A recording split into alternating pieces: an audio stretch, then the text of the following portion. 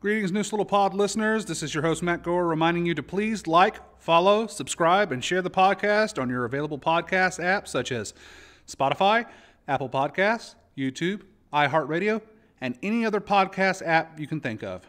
Share our episodes on Facebook and let us know what you think with a comment or review. Now, please enjoy the show.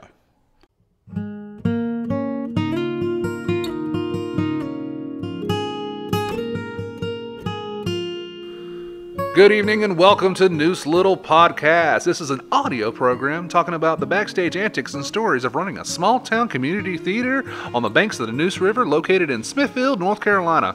We lovingly refer to the old girl as the Hut. We hope you enjoy. Good evening and welcome to Neuse Little Podcast. We have an excellent show for you. We are in the month of March here at NLT, as you probably are here in the real world too. That's a good guess. But it's usually a quiet month for theater. They're usually rehearsing something on the stage here at NLT, and that's no exception. They're doing Unnecessary Farce, but it doesn't go up till April, so we figured we'd throw you one of our movie podcasts that you guys seem to like, based on our numbers as far as the data from Spotify, iTunes, and all that.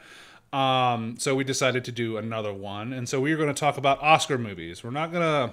It's a free-flowing conversation about the movies and not necessarily who's going to win, although we may talk about that also. So just kind of roll along with us, as it were. I'm going to introduce my guest in just a minute, but I want to tell you about Unnecessary Farce, which is a comedy that is opening up at NLT, and it's going to be the first 2 weekends in April. That's April 5th, 6th, and 7th, and it'll be the following weekend on April 12th and 13th. So April 7th is your Sunday matinee at 3. April 5th, 6th, 12th, and 13th are going to be your Friday, Saturday shows at 8 p.m. Please call 919-934-1873 to make your reservation for this very funny show. And then we also have, it's never too early to plan your next audition for us at NLT. The next audition for us is going to be for Angel Street, quote unquote, Gaslight. And that's going to be directed by Patsy Castellano. The auditions for that are going to be Monday, April 8th, and Tuesday, April 9th.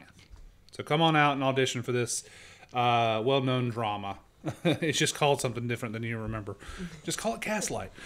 Anyways. All right, so moving on to the movies, as it were. I'm going to introduce my guest first.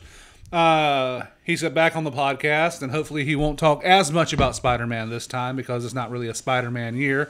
Is my brother, Justin. Thanks for making the drive up from Fayetteville, Justin.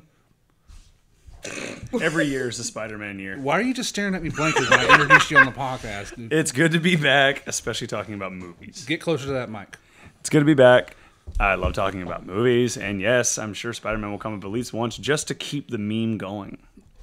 All right. I mean, it is nominated for Best Animated. It is. Yeah. So it is a Spider-Man year. Thank you, Abby. And making her third or fourth appearance on the podcast is Abby Jordan. And also Tamara will be here to assist us in talking about Barbie and Poor Things. So let's look at the list. All right. We've all seen Oppenheimer, right? Every one of us has seen Oppenheimer. I think everybody has seen Oppenheimer. Yes, it has been talked to death. Of course, Mita has not seen Oppenheimer. I'm just going to tell you, Mita has seen none of the movies on this list. Well, that's kind of cool then. We have the straight man. All right, we mentioned Oppenheimer. Okay, Oppenheimer came out in July. I feel it has been talked to death. If you were going to see Oppenheimer, you have seen it by now, probably. So it is going to win Best Picture, and Christopher Nolan will win Best Director. And both of which very deserved. Very deserving. Yeah. It's a great film. We've all talked about how maybe the last 20 minutes are some of the best cinema we've seen in a long time. Absolutely. The last 20 minutes of that movie are sheer perfection. Well, go into the thing you were going to tell us about. So, yeah, there's a lot of people that, because again, it's been taught to death, and some people may think it is overhyped. Let me give you an example of just how the impact this movie has made. When this movie came out, Japan immediately banned it. They're not showing it, nothing. They thought it would be either a glorification or exploitation of the event. When the movie premiered, Nolan and the studio personally screened this movie for someone in the government of Japan, I don't know who, and Japan unilaterally agreed, no, we should show this movie. And so, if you guys don't know this, Japan does not, they do not like teaching about a lot about what happened in World War II. For that country to unilaterally release this movie and then redact all previous statements and tell their people to go see it, this movie is not overhyped. This movie was perfectly crafted, and it doesn't glorify at all. Actually, it's the complete opposite, which if you've seen it, you know that. So that's my one thing, is that if Japan brought this movie back from a ban, it's properly rated. I had read some of the book, and when I saw that Christopher Nolan was doing this, I was very excited for it, because I'm like, this is a perfect adaptation, and Cillian Murphy is a perfect choice to play Oppenheimer, mostly because he looks a lot like him, but also because he's a very dedicated actor, and it was going to take a dedicated actor to bring this role to screen. So, any thoughts on Oppenheimer, Abby, before we move on from it? I mean, I just remember being blown away. Everything was so seamless about it. I loved. It was one of the times where Nolan's use of time jumping and stuff like that didn't get muddied, wasn't confusing. I thought everyone was perfectly cast. I mean, like top Absolutely. to bottom, every supporting role, every minor role, of course, all the leads. It was just perfect. It was a perfect Every movie. element of it worked. The music was so evocative. And I loved am it. not a Nolan fanboy. I think Tenet is one of the worst movies of the last 10 years. Yeah, I'm with you there. Where it's his best film that's not named The Dark Knight. Well, and I love Dunkirk, but I know I'm in the minority. No, I like Dunkirk. I love a lot. Dunkirk. Yeah, a lot of people. I think the uses The time, of yeah. are is a challenge for a lot of casual viewers, and Yeah. that's why they don't like Dunkirk. But I really like Dunkirk a lot. So I did not like Tenet. it was just a perfect amalgamation of his talents. Yes. Yeah, I can't wait to see what he does next, because he is kind of like at the apex of his career right now. Anything he does is just gold. Like, how did this guy shoot this movie for $100 million and it became one of the highest grossing films of all time? It's mostly just a historical movie. Yeah. Let's talk about one thing. Well, it could have been rated PG-13. Yeah. It could have been. Okay, all right, so yeah, one quibble. The nudity was slightly gratuitous. Like, it was just You like thought that was gratuitous? no, not like overdone. What I mean by gratuitous is it wasn't necessary. No, hold on. I'm gonna I disagree. I disagree, and I'm gonna counterpoint with this. Okay. The nudity, especially in the scene where they're just talking. Yeah. That is them at their absolute most Comfortable, vulnerable. Vulnerable. There's no secrets. These people know each other more than any people have known each other, and you need that for the impact of later. I mean, I do understand the point of it. And the use of it. I wasn't offended by it. It was not a problem for me. But you're right. It could have been knocked down a rating. Oh, yeah. Without that. And there are also ways to imply that nudity without showing. Oh, there is, and I think you could have done that. It was so tasteful, Would it have I guess. changed? Yeah, exactly. I don't necessarily I'm not offended. agree Again, that I it don't should have have been a taken problem. out, because in the book, the actual book, sexuality is a large part of Oppenheimer's personality. Yeah, Okay. they toned it down a lot. Oppenheimer. figured. He was a horny boy. Yes, he had a lot of numerous affairs, and yes, If nothing else, I wish that there had been. It's going to sound weird, but I wish that we'd seen more of the attraction rather than what the transactional nature of his marriage. The passion was obviously there. The relationship was there with him and Florence Pugh's character, whose name is escaping me right now. And I feel like the relationship, the marriage, felt very not convenient, but just drier.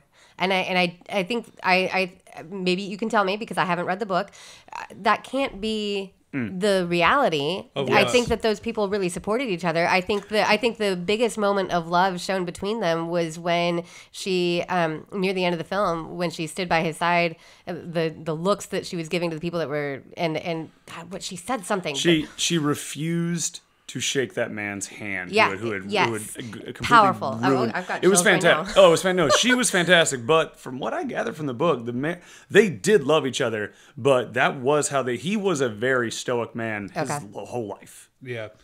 dry is a good way to put it. Yeah. Okay. Okay, so that's Oppenheimer.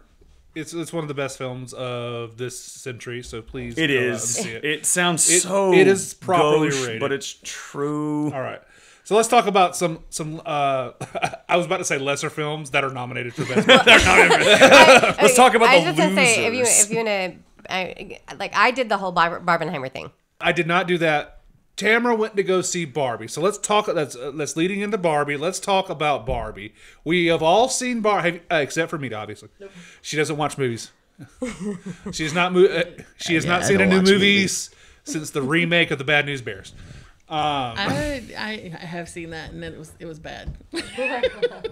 Okay, so let's talk about Barbie. This was the #1 movie of the year, a huge global sensation.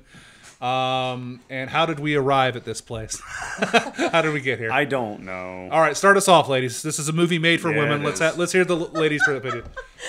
Because that's not stereotypical. I mean, what do you want from me? It is true. No, I agree. I mean, it's obviously pitched mostly towards women. All right. So It did not. All right. I'll put it this way. Usually, I have my thumb to kind of like the movie Pulse in the world. yeah. But as I get older, it gets lesser and lesser important to me. And this is the first time there's truly been a global phenomenon movie where it's like, I don't get it. I don't get This it. movie this movie is not made for you. Made for me. Yes, It's not made exactly. for me. All right, go. All right. So I loved the nostalgia of it. I really did. I thought the previews and the intro to it, which were like the first intro. 5 minutes were, I thought it was a lot of fun. No, the intro was cool. Yeah. This giant first ever Right. Barbie kid smashing baby dolls. Which was a send off of 2001: Space Right, Odyssey. right. I thought that was brilliant. But also, that's kind of where things. I'm not sure that Greta Gerwig ever knew exactly what the tone of the movie was supposed to be.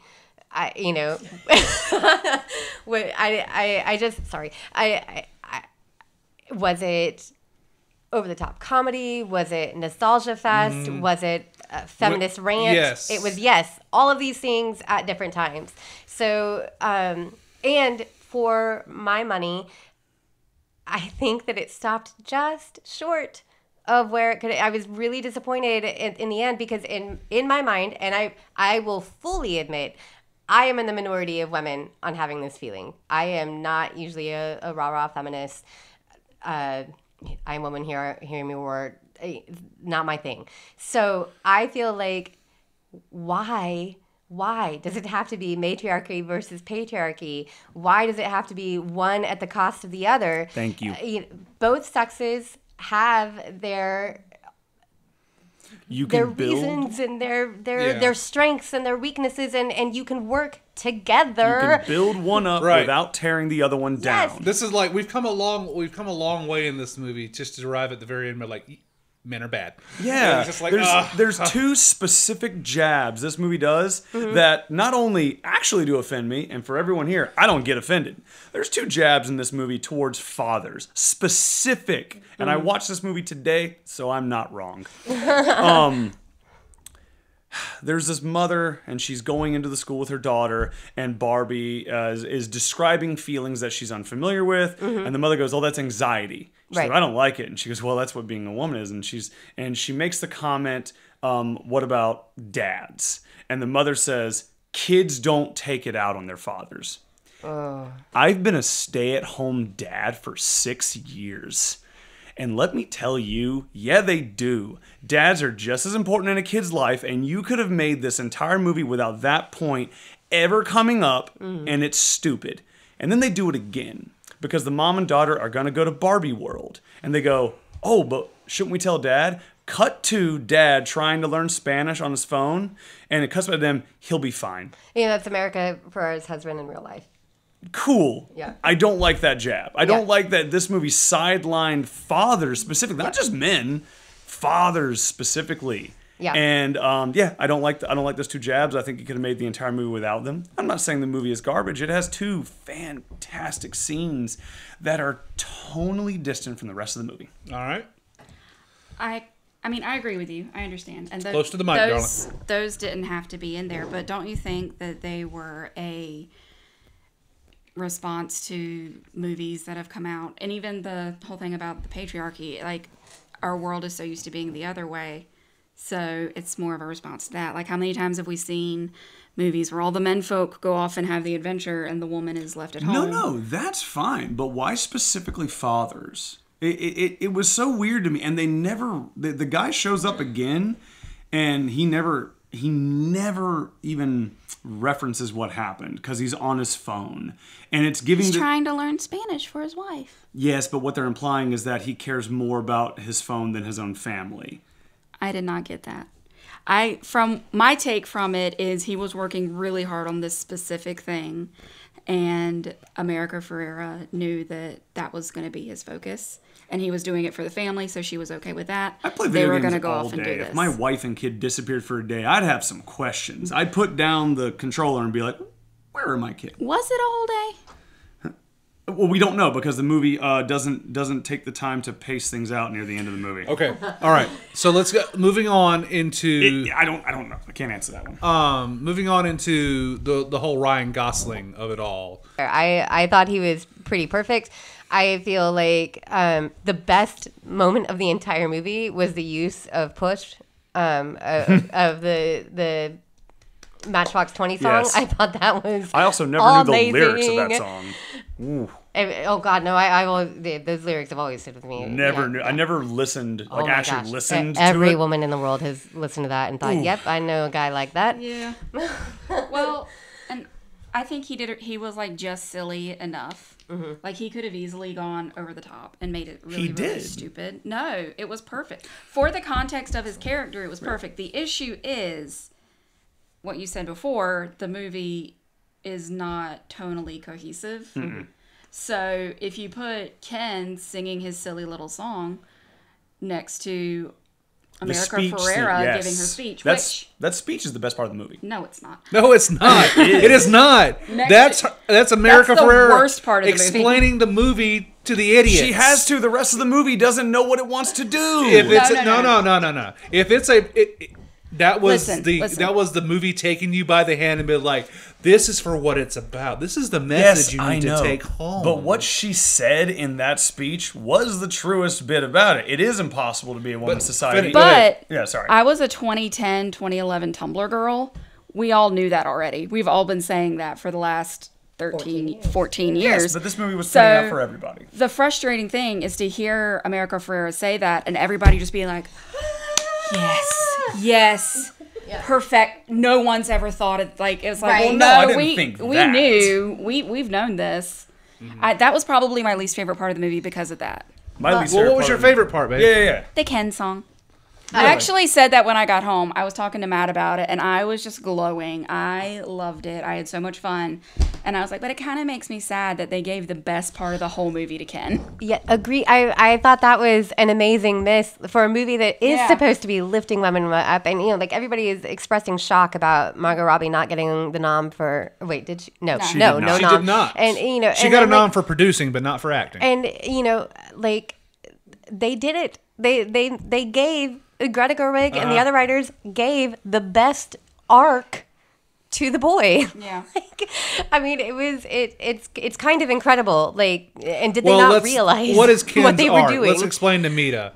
Because she's kind of sitting here going like, that's nice, but she doesn't really know the story. What is Ken's arc? I know just enough to follow what you're saying. Because, I mean, it's not like this is just came out. So right. Well, and it's and not one of the things I was going to say was one of the main criticisms I heard was the fact that it didn't know what it wanted to be. Mm-hmm. That was the big thing. In terms of not knowing what it wanted to be, like, in my opinion, every scene at the Mattel headquarters was a waste. Awful. And we all agree. Moment Awful. with Worst Will part of the Ferrell movie. was Yes. uncomfortable. Like, just You've like had not funny at all. I've known you for 10 years Will Ferrell's plus. in it? Yes. Will Ferrell. I'm never going to watch it He now. plays That the man head of makes Mattel. my He's skin awful. crawl. All right, so hold on.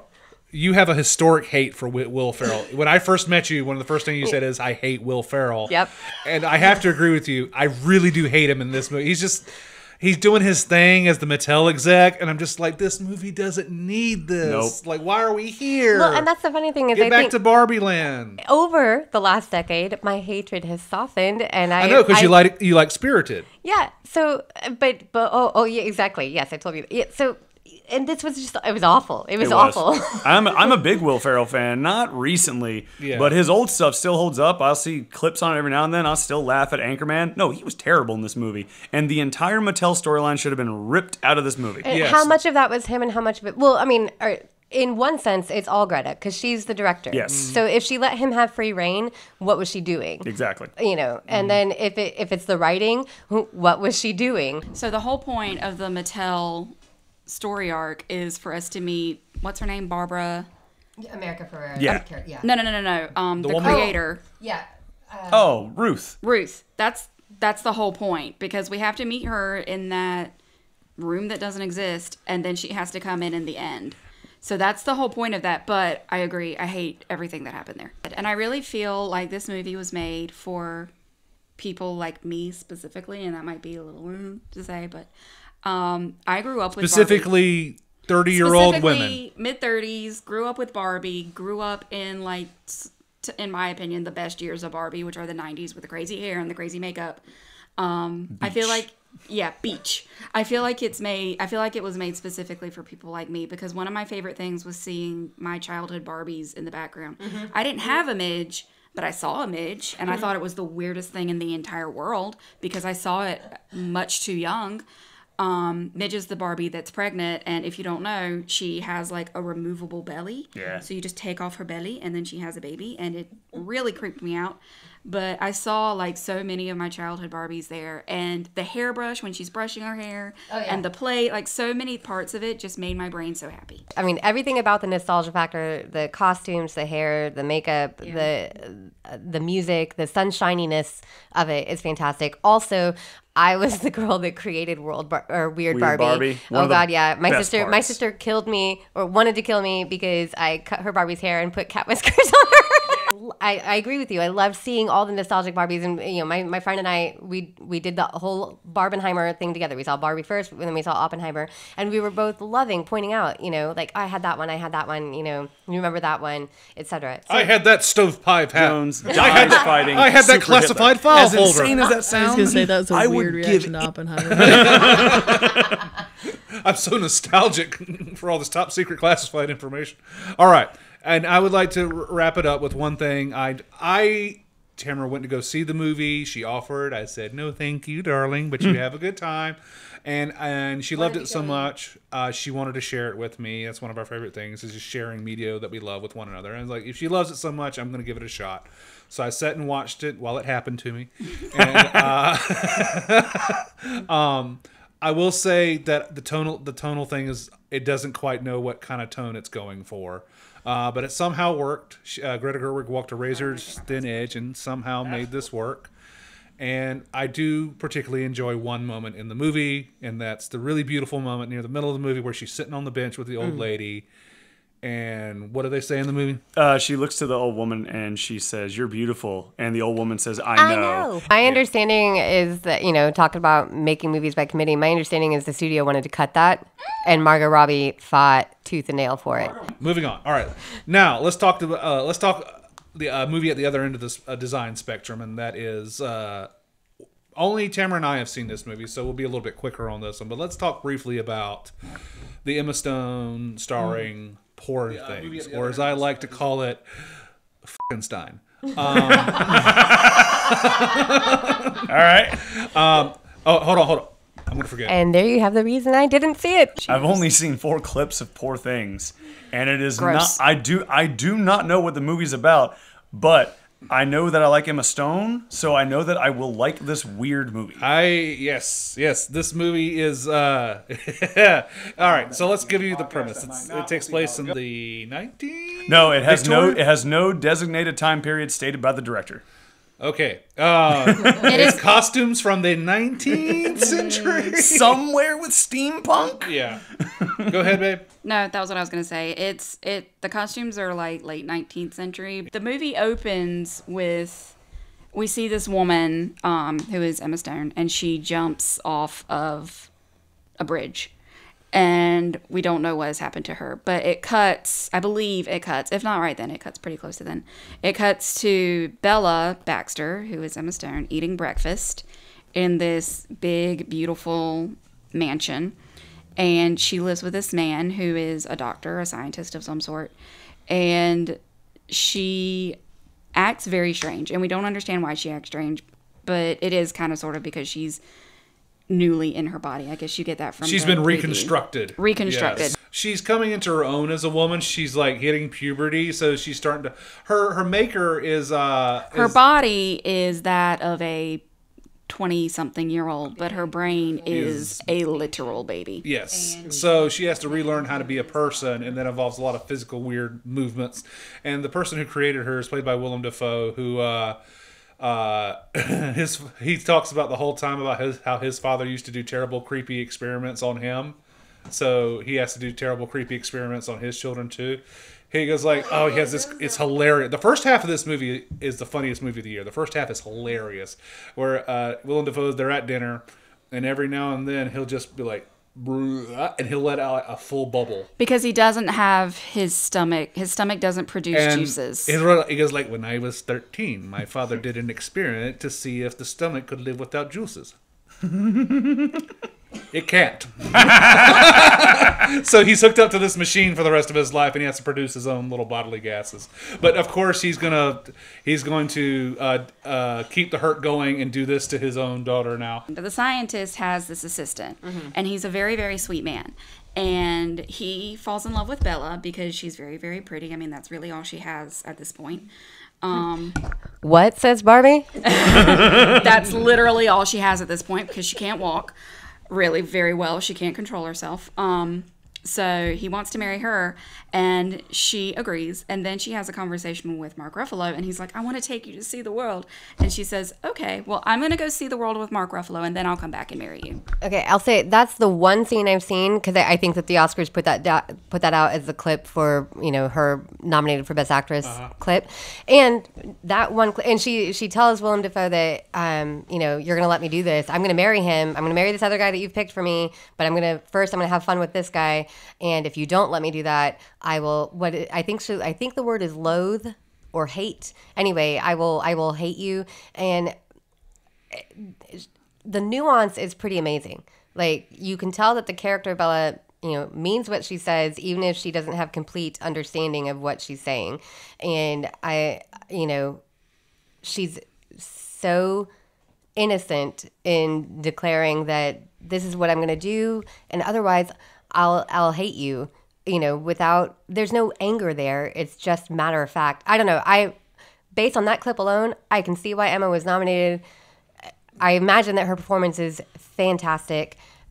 What you just described to me in terms of the concept of, the sins of the father being visited upon the children, that kind of thing, that's fantastic. She does have a really good story arc in the end. She becomes extremely intelligent, like emotionally, and she's a prostitute for a while, and then at the end she decides because the man abandons her. Yeah, Mark Ruffalo does what douchebags do. He abandons her, and she becomes a prostitute for a while just to get by. But then she kind of like learns more about herself, and she becomes a doctor at the end. Let's move on to Maestro. Abby, let's talk about Maestro briefly. Now, I have strong feelings about Maestro. Let's get your feeling. How do you feel about Maestro? We're going to be on the opposite here, I think. I really enjoyed it. First off, I will fully admit I am a Brad Cooper stan. Why? So, a Bradley Cooper stan? Yeah. Why? Because I think he's very talented and cute, but also talented. Did this start with Silver Linings Playbook all those years ago? Or was it? Yeah. I still love that. That's still one of my favorites. And I've seen, I'm going to say most of the films he's done over the last decade or so. I think he's talented. So. Have you seen all 3 Hangover movies? No. Okay. He is talented. His next movie I'm interested in, actually. It's a Bullet remake with Steven Spielberg directing. Oh, fun. Remember the Steve McQueen movie Bullet? Heck yeah. So they're doing that. That should be cool. All right. So I thought his direction was pretty good. I appreciated his use of different timelines. I thought the hubbaloo over the nose was just that, a bunch of hubbaloo. It was a non-issue. No. The family came out and said, listen, our dad wore the exact same prosthetic nose. So it's cool. No. But they did come out and say, not an issue. Like, right. They said it was an issue. And if it's not an issue with the family, it's not an issue with me. yeah, that's my feelings too. So, all right, I'll say this. I know a lot of people, the reviews that I read, just from average people on IMDb and whatever, were like, this was not about the musician. This was just about, him. And I'm like, yes. Did you not read about the movie? Did you not? It was not meant to be a complete biopic of Bernstein, the musician. It was supposed to be a picture of their marriage. A snapshot of their marriage, this love story. And how their relationship Yes. worked, knowing who he was and how did she accept that and move forward with it? How do they keep it from their kids, which they did, so like I was not surprised and I was not disappointed. It was exactly what I thought it was going to be. And I thought both of them were excellent in their roles. I thought Carey Mulligan was amazing. I really did. God, the scene with the Macy's parade behind them, she was phenomenal, just phenomenal. So I loved it. But I know I'm in the minority. All right, just a quick rehash. Maestro is about a snapshot of the marriage of Felicia somebody, I'm sorry, I don't know her last name, and Leonard Bernstein. And it is very much that. It doesn't really go into his career as a composer or as a lyricist. Or did he write the music? He wrote the music for Music West Side. and conductor. He was a writer and conductor. For West Side Story, though, specifically. Oh, yes. Yeah. You're right. So basically they have a tumultuous marriage because he definitely has men on the side, but she kind of knows about that, and she gets cancer, and then he finally decides to be a decent husband, and for some reason that's a great love story. That's what the movie's about. I don't know, I don't know about, well, I mean, I guess great love story is one definition. It's definitely marketed as a great love story. Right. All right, here's my problems with the movie. I'm fine with Bradley Cooper as an actor. I don't really care for him as a director because all of his movies, I don't think he's done a movie because he's wanted to do a movie. I think he's directed all those movies because that doubles his chance to win an Oscar. And I think all right, first of all, disclaimer, they all want to win an Oscar. Right. When somebody says like, oh, he really wants the Oscar bad, or she really wants the Oscar, they all want it bad. Yeah. They all want it bad. But Bradley Cooper, it's especially, I think, transparent because it's like, man, I mean, there are people on this planet that are way more qualified to write a screenplay about Leonard Bernstein than Bradley damn Cooper. There just is. I'm not gonna argue the writing part of it, but I will say, if the internet is to be believed, Steven Spielberg saw A Star Is Born and told him, because I think Steven Spielberg was going to direct this movie. He was going to direct Maestro. And he saw A Star Is Born and said, no, you direct it. Steven Spielberg also made 1941. The man is capable of making mistakes. So I'm just saying, You bring up 1941. You should have just brought up Jurassic Park 2. That's way Jurassic more Park, or even he is fallible.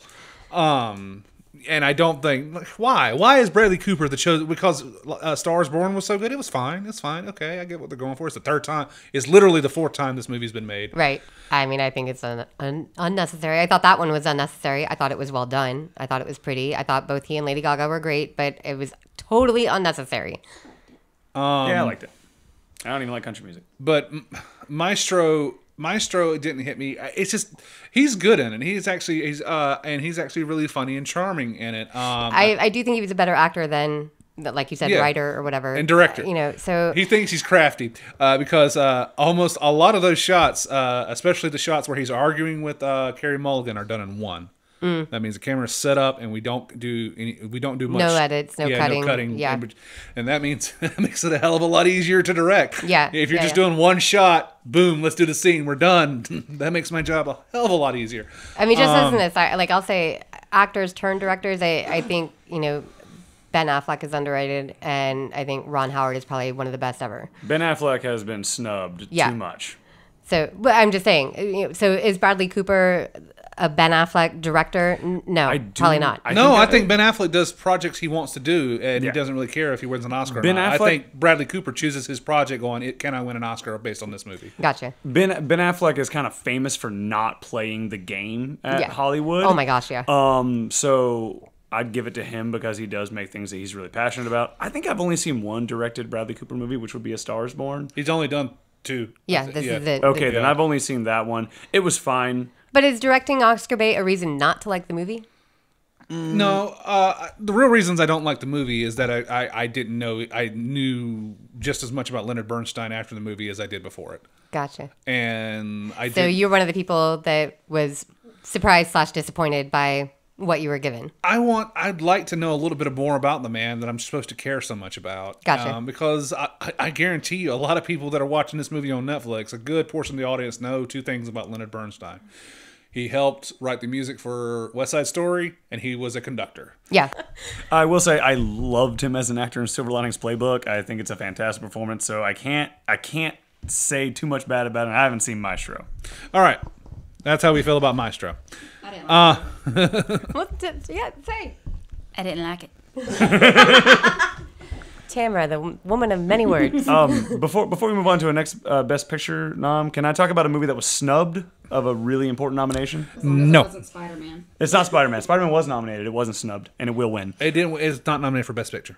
It's nominated for Best Animated. And are you sure it's going to... Against the Heron? That's heavy. I ain't talking strategy. Okay, you're right. That's heavy. And yeah. But no, there was a movie that should have been nominated for Best Foreign Film, and that is Godzilla -1. It is one of the best movies I have seen that is a foreign film in a long time. It is a beautiful movie. It is barely a Godzilla movie. It's the first Godzilla movie where you want to see more of those humans because it is brilliant. I'm getting goosebumps reliving some of it. It's fantastic. Just to sum up real quick, because I know I'll bore people, the original Godzilla movie, Godzilla was a big metaphor for the nuclear bomb and what happened after. Godzilla -1, Godzilla is a metaphor for survivor's guilt. It is about a man who was a kamikaze pilot, and I guess, I don't want to say it, but wussed out is what I can think of. Obviously, no one wants to do that. And he can't stand it. Everyone he knew died, and he just can't live with himself, and it's him dealing with that. And honestly, Godzilla is just a metaphor. It is beautiful. It is an amazing movie. If you haven't seen it, even if you don't like Godzilla, please give it a watch. It's worth it. It's amazing. And the performances from the actors are phenomenal. And if it had done one thing differently, I'd prefer it to Oppenheimer. Wow. Have you seen it? All right. I've seen parts of it. I've not seen the full thing yet. Have you seen the very ending? No. Okay. All right. Moving on, we are going to now talk about my favorite movie of the year. I think we've all seen it. It is The Holdovers. Your favorite movie of the year? Really? Wow. Go into why. I love how this movie makes me feel. I very much identify with the sad bastardness all of this movie. Holdovers. It stars Paul Giamatti as a teacher at a prep school in New Hampshire, I want to say. And it is filmed over the wintertime, and all the students are going home, except for these 6 students, for various reasons, have to stay at the prep school over Christmas break. And it's snowing in New England, and it gives off this very 1970s Hal Ashby vibe, which I really, really dig. And something happens, and it turns out the other 5 kids, well, it's not a big spoil. The other 5 kids get a break, and the rich dad shows up in a helicopter and goes like, well, since you guys are all here for the holidays, come on in with a ski trip. There's plenty of room in the helicopter. And everybody, as parents, gets permission except for one boy. They cannot get up with their parents, and Paul Giamatti is a stickler for the rules. He plays a grumpy, curmudgeonly man. Imagine that. He plays Paul Giamatti. He plays Paul Giamatti, yeah.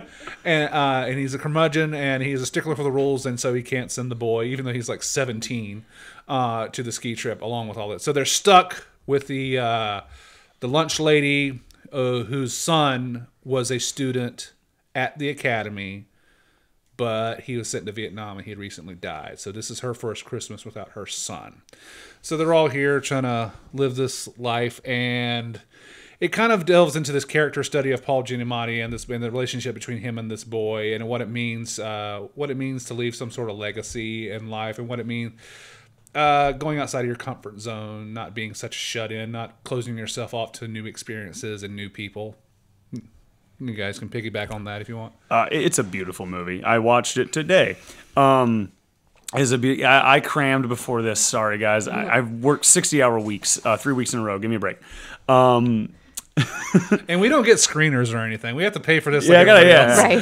We have no insight. I had to watch it. This is not me making fun of you. This is me jealous that you watch movies today. I had to watch a 165-second ad before The Holdovers, and that pissed me off. That's Peacock. First world problems. That's Peacock for you. I couldn't believe. All I could think was, because it's not my Peacock account, all I could think was, Keith, $3 more, man.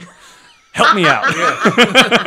Keith Davis, why can't you spend $3 more on your Peacock account that we pick it back off of? I appreciate you so much, Keith. Says the people who are you borrowing it. Yeah. Listen, my sister-in-law works hard for that HBO Max account, and I need good service. Though the movie is beautiful, I can't.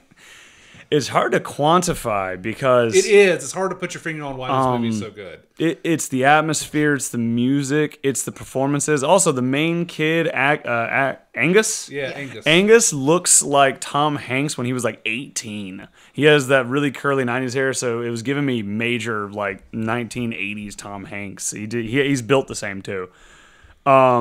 But the story with Mary, the cafeteria woman, played by Divine Joy Randolph, who better win. Who is a lock? She is a lock. She better win. She She deserves it. It's hard. Again, I'm not gonna be able to do it, so I'm just gonna say it. You have to go see it.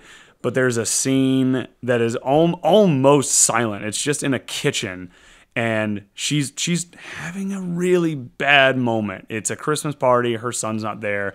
She can't handle it, and everybody is in there. The custodian, I don't remember his name, Angus and Hunnam, Paul Giamatti's character. They're just in there, and it's really just them being there physically for emotional support for her. They're not saying anything. They're not touching her. They're just making sure she's not alone in this breakdown. And that hits home for me on a lot of different levels. Sometimes you don't have to say anything. Sometimes you don't have to do anything. You just got to be there and help someone get through it. And it's a beautiful scene. And there's multiple scenes that are just as beautiful. It's fantastic. And it's also hilarious. There's some laugh out loud moments in this movie. Oh, for sure.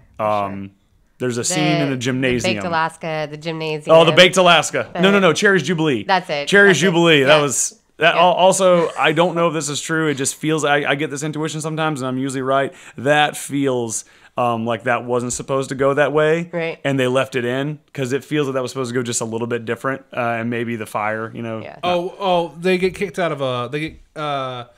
the boy can't have Cherry's Jubilee at the restaurant because he's not old enough. But they're like, it's Cherry's Jubilee. He's like, all right, so will you sell me some ice cream? And will you sell me some cherries? And they go out in the parking lot to make their own Cherry's Jubilee. Only he dumps an entire fifth on it. And it just goes up in flames. Yeah. The field trip to, was it Baltimore? Boston. And the turn with the father. That was pretty heart-wrenching. I have to say, seeing this marshmallow side of you guys is kind of interesting. Because why? I just would not. I enjoyed the movie. Everything that you've said is correct. It's pitch perfect. The costumes are amazing. The design is amazing. The acting is spot on. Paul Giamatti's eye. It is also, in terms of story, completely predictable. Yes, absolutely. It's total comfort food. Yes. And so that's it's just surprising to me to hear you wax eloquent about a comfort food movie. I could see watching this every Christmas for a while. Okay. Because I love the feeling of the movie. Yeah. And I hate Christmas. I just don't like Christmas. It's a more realistic Christmas movie. Yeah. Most Christmas movies... A lot of people's Christmases are like this. Okay. Yes. I get that. A lot of people are sitting at home and they're drinking and they're waiting for it to be over. There's a scene with a countdown to the new year and they all stand up and count. That was them it's over. Yeah. This holiday. We survived. Yeah, this holiday. And that's how I feel about New Year's. I'm never excited for New Year's anymore. because it's all it means now that I'm an adult is like, all right, I'm going to work tomorrow. Right. You know, and it's predictable and it's comfort food, but it's good. But it was incredibly well done. Absolutely. Well made. It's like the cheeseburger at the end of the menu. It's an incredibly well made. Out of all the movies God. we've talked about, Mita, this is the one you probably would enjoy the most. Yeah.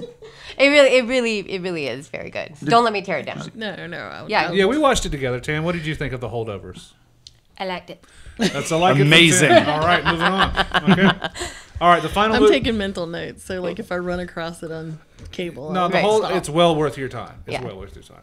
All right, gang. We're gonna put a pin in it there. That was the Oscar podcast. We discussed most of the 9 pictures that were nominated for Best Picture.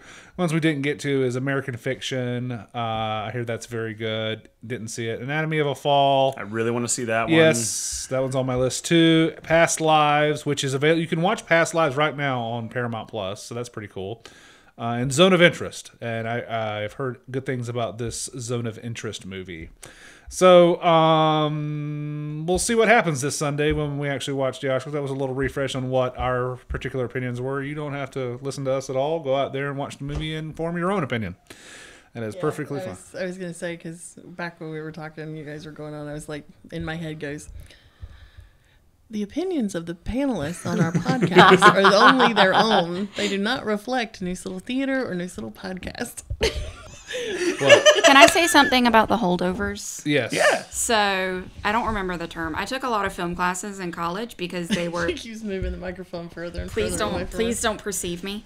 I took a lot of film classes in college because I was an English major and they were English classes. So rather than taking, 15th century British poetry, I took film and it was a lot of fun. But there's this one term, and I can't remember what, I was trying to find it, I can't remember what it is, but it basically means that it's a scene in a movie that makes you feel like safe and comforted and protected. And the phrase that the teacher gave us was almost like back in the womb. And I feel like The Holdovers is just a string of that, like over and over. So even though like the two characters are really they don't like each other, you still get these like little pockets of, oh, this is safe. This is nice. Yeah. This is comforting. That's it. Yeah. All right. Thank you, Tamara. Thank you, Justin. Thank you, Abby. And thank you, Mita, for listening to our ramblings. I know. If I just sat here so quietly, I could have given you my microphone. I didn't have to have one, obviously. Now you think of that right at the end of the podcast. No, I asked her, and she said, I don't want a microphone. All right. Well, be sure to make your reservations for the Unnecessary Farce, and that is going to be in the first 2 weekends in April. So go ahead and call 919-934-1873 to, just call, leave your number, leave the night you want to attend, how many people, your social security number, the name of the blood type of your firstborn. that's right, where your grandmother hides her money, just all that basic information. Security Just- code. All to of the your gate. banking information, Yes, please. And we want to give a shout out to our friends at the Gilbert Theater. They are about to open up their 4th show of the year, which is going to be the Sondheim musical Assassins. Which I really love, and you don't get to see very often. Yeah, We're going the that's a great- second weekend, so feel free to come along. And it's going up. They're doing 3 weekends of this, going March 8th to the March 24th. So that is 3 weekends to see, and that's 4 shows a weekend because I think they do 2 shows on Saturday. So go support our friends at the Gilbert Theater. They have a website, gilberttheater.com. It's in Fayetteville, North Carolina. So just do a quick Google search there and get your tickets. Yeah, it's Sondheim, so you're gonna it's that weird quirky music he likes to do. But It's and really for anybody cool. who doesn't know anything about it, it's about the people who tried to assassinate a president. Yeah, it's a really cool show. So Well, I look forward to seeing that. And we have some friends there. Annabeth Clark is in it, and Annabeth. she plays Squeaky Frome. I might be able to get Steven to go with me since Annabeth's in it. All right. He won't go far for a lot of people, but he'll go someplace for Annabeth. All right. Not going to pull at that thread. All right. For Neuse Little Podcast, this is Matt Gore. We'll talk to you later. Credits for the show. Your host and creator is Matt Gore. That's me. My producer and editor is Mita Toole. That's me. Music is by Cody Walker. Please go look up Cody on Cody Walker Music on YouTube, and he's also on Cody Walker Music on Facebook as well. He's local, so and he's got a couple of albums out. Easy listening, John Denver type of guitar voice, that Cody Walker. All right, thanks for listening. We'll talk to you later. Bye-bye.